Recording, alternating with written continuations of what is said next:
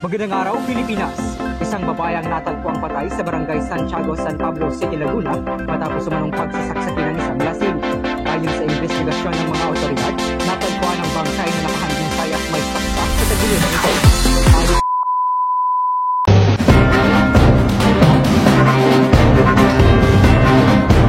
Selanjutnya siklus perolehan dan pembayaran dimulai dari pengajuan permintaan, pembelian dari departemen atau personal yang membutuhkan dan berakhir dengan pembayaran atas setiap manfaat yang diterima. Perolehan itu ada 6 macam. Yang pertama, pembelian bahan baku, yang kedua, peralatan pabrik, yang ketiga, perlengkapan, dan yang keempat, pemeliharaan dan perbaikan, yang kelima, jasa profesional, dan yang terakhir, investasi. Selanjutnya, aktivitas di departemen dan dokumen. Yang pertama, pemrosesan order pembelian, yang kedua, penerimaan barang atau jasa, yang ketiga, pengakuan kewajiban, dan yang keempat, dokumen, di mana dokumen ini ada dokumen laporan penerimaan, surat jalan, faktur dari pemasok, berkas utang, usaha, dan lain-lain. Selanjutnya, akun-akun dalam siklus pembayaran. Yang pertama, kas dan bank, yang kedua, pembelian atau piutang usaha, di mana bisa seperti properti, peralatan, ataupun persediaan. Yang ketiga, retur dan diskon, dan yang terakhir itu biaya-biaya pabrikan dan operasional. Untuk selanjutnya di sini ada aktivitas dep dan dokumen, di mana di dalamnya terdapat catatan, pengeluaran kas dan dokumen. Terdapat bisnis proses dan dokumen atau catatan terkait dalam siklus pembayaran, di mana di dalamnya terdapat yang pertama itu ada proses pemesanan pembelian, yang kedua penerimaan barang atau jasa, yang ketiga pengakuan kewajiban, dan yang terakhir terdapat proses dan pencatatan kas dan bank. Selanjutnya di sini ada pembahasan mengenai pengujian pengendalian saat pembelian, di mana di dalamnya itu terdapat pada saat akuisisi atau pembelian dan pengendalian intern.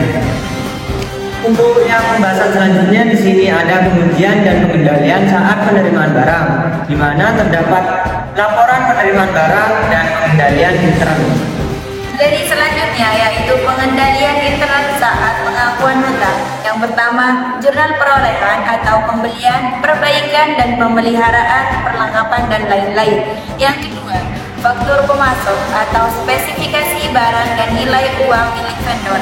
Yang ketiga, nota debit atau retur pengurangan harga. Pengendalian intern saat pencatatan dan pembayaran kas. Yang pertama, cek. Yang kedua, jurnal pengeluaran kas. Yang ketiga, pengendalian intern, di mana di situ terdapat LOA, pemisah tugas, cek bernomor urut atau fisik buku, cek harus direview, pembatalan yang sudah diparaf. Tujuan audit atas perolehan yang memerlukan perhatian khusus. Yang pertama, perolehan untuk perusahaan, bukan pribadi manajemen atau otorisasi, bukan pejabat berwenang, pembelian palsu dan lain sebagainya.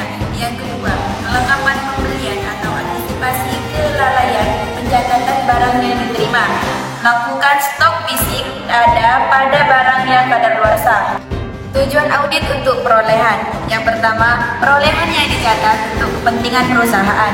Yang kedua, pengendalian intern. Di situ terdapat PR, PO, lab penerimaan barang, otoritas dan faktur. Selanjutnya, tujuan audit pengeluaran kas.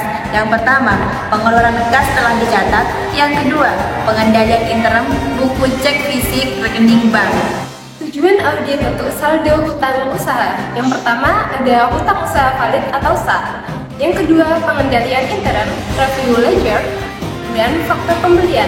Yang ketiga, hutang usaha ada dalam daftar atau list. Yang keempat, pengendalian intern, yaitu konfirmasi hutang pada transaksi yang tidak biasa dan nilai besar. Tujuan audit saat transaksi akuisisi. Beberapa contoh. Yang pertama, pembelian telah dicatat. Pengendalian internalnya, PO diberi nomor urut dan identifikasi pula dengan laporan penerimaan. Pengujian pengendalian melakukan pemeriksaan skala antara PO dengan laporan penerimaan. Jika diperlukan, lakukan stok fisik. Transaksi telah dicatat pada tanggal yang benar, yaitu tepat waktu. Pengendalian internal, pencatatan dilakukan secepat mungkin saat barang diterima. Pengujian pengendalian, pemeriksaan apakah ada faktur vendor yang belum dicatat. Pengujian kewajiban setelah tanggal neraca. Yang pertama yaitu untuk memeriksa dokumen. Yang kedua, menguji laporan penerimaan dengan laporan faktur vendor. Yang dikirim ke vendor yang masih aktif tetapi bersaldo nol. Yang keempat, review barang dalam perjalanan atau FOB destination.